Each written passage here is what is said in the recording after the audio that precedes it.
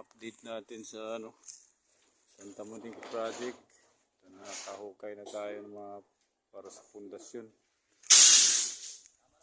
Ayan siya. 10 footings yan. So yun na. Ayan.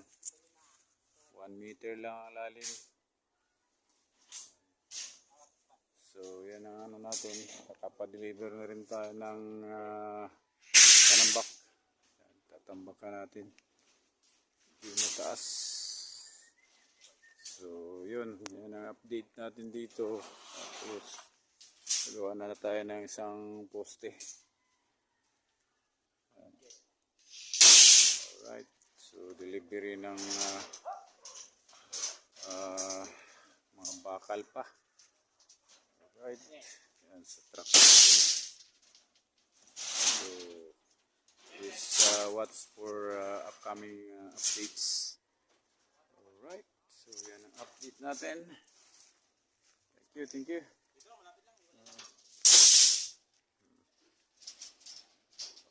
Yan si forma natin. Okay.